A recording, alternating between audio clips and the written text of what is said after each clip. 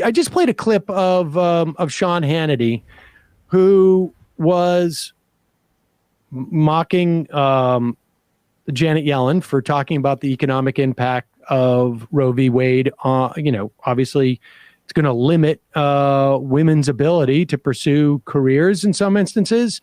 It is going to put a lot of kids into poverty.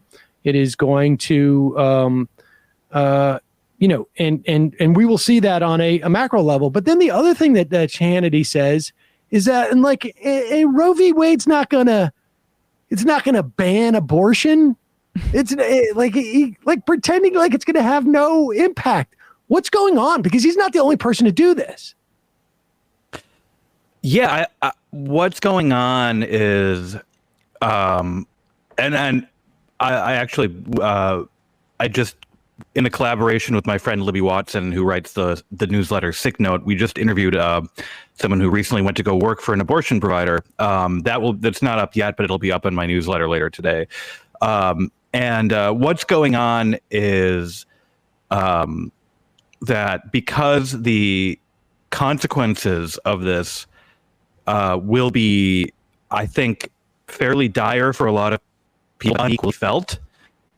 It's sort of dependent on people like Hannity to just straight up deny reality with the hope that the majority of his audience will not experience the bad things to come. And cable news' audience is pretty old. Right. Fox News' audience is pretty old. And I would imagine demographically, they also are more likely to be fairly well off. So even if they do reside in these conservative places where the Roe v. Wade ending will have immediate consequences, even if they reside in those places, there's not the demographic that will bear the burden of what is to come immediately. And so you can just lie to them. I mean, you can just lie to them. Yeah, there's also this conservative impulse, I think, that is, it's easy for hosts like Hannity to feed into it. And it's to decry the radical left as hysterical and as over-emotional. Think of Trump derangement syndrome. Everything has a problem, right? Not, there's this impulse, I think, from a conservative audience's standpoint, to feel okay, to feel like their society is organized in the exact right way, and there's no problem here. And so that it's like a cozy bedtime story, and I think like that's primarily what a lot of conservative hosts are feeding into right now. Totally.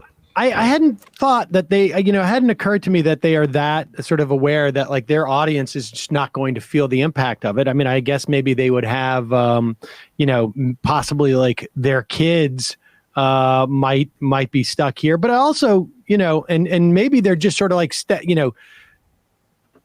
of stepping up on things, because I think it seems to me inevitable, if the Republicans control all three branches of our government, that they're going to they're going to ban abortion across the board. I mean, they're gonna push a federal ban. It seems to me quite obvious. I know that McConnell said we wouldn't get rid of the filibuster, but I don't believe that for a minute.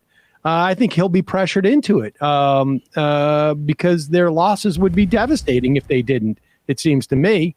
And the flip side of that is we got, I think it was, I can't remember who it was that was on the Senate floor talking about why the Republicans voted against, McConnell, I think, said the same thing. Why they voted against the protect abortion bill that came up onto the Senate floor.